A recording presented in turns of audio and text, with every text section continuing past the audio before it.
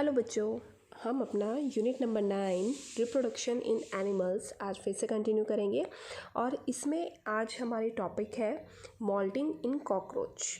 जब baby cockroach होता है उसे हम निम्फ बोलते हैं और वो अपनी डेवलपमेंट के दौरान यानी कि जब वो अपनी डेवलपमेंट का प्रोसेस फॉलो कर रहा होता है तो वो अपनी ओल्ड बॉडी स्किन यानी कि जो उसकी बॉडी स्किन होती है उसे शेड करता रहता है नंबर ऑफ टाइम्स। यानी कि एक जिसे हम कहते हैं ना सांप अपनी झीली उतारता है, ऐसे ही वो भी अपनी जो परत दर परत उतारते रहते हैं नंबर ऑफ टाइम्स, काफ़ी बार, और इस प्रोसेस को हम मोल्टिंग कहते हैं। After moulting they become adult. Birth to young babies. अब हम पढ़ेंगे इसमें जो बेबी को जन्म देते हैं। अब तक हमने पढ़ा था एग लेइंग एनिमल्स। इसमें क्या होता है कि मैमल्स बोलते हैं और इस कैटेगरी को हम जो बेबीज़ को जन्म देते हैं। इसमें फ़ीमेल मैमल जो होती है वो अब यंग वन या बेबी हम कह सकते हैं उससे बर्थ देती है। इसके एग्जांपल्स हैं जैसे kangaroo, cat, dog, horse, lion, dolphin, monkey, human etcetera. इसमें बर्थ के बाद जो फीमेल्स होती हैं बर्थ ही नहीं देती, उनकी पूरी केयर भी करती हैं, उन्हें दूध भी पिलाती हैं और इस तरीके से जो मैमल्स होते हैं ये अपने बेबीज़ को अपने साथ ही रखते हैं जहाँ पर ये रहते हैं। इसलिए ये इनको पूरा टाइम प्रोटेक्ट करते हैं और जैसे जैसे ये बड़े होते हैं इनकी जो मदर होती है वो उन्हें हर चीज़ का तरीका सलीका सिखाती है, चाहे वो खाना खाने की हैबिट हो या चलने की हैबिट हो, कुछ भी हो। अपनी लाइफ को लीड करने में जब तक वो इंडिपेंडेंट नहीं हो जाते तब तक उनकी जो मदर होती है वो उन्हें टीच करती है। Human look after their children for too long, यानी कि जो ह्यूमन बींग्स होते हैं ये अपने बच्चों की देखभाल बहुत ही लंबे समय तक करते हैं। सभी मैमल्स या बेबी को बर्थ देते हैं, लेकिन सिर्फ प्लेटिपस और एकाइडना हैं जो मैमल्स एग देते हैं। अदरवाइज़ इसके अलावा जितने भी मैमल्स हैं वो सारे बेबी को डायरेक्ट जन्म देते हैं।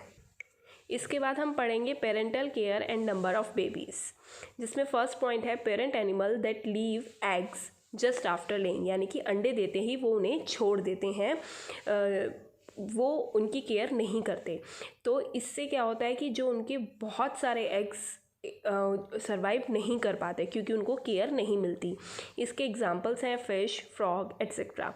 इसके बाद सेकंड होते हैं वो parent who after laying eggs, अंडे देने के बाद बरे them under the ground for safety and warmth, जो कि गड्ढा करके ग्राउंड में उसको अपने एग्स वहाँ पर बड़े ही सेफ्टी के साथ रखते हैं।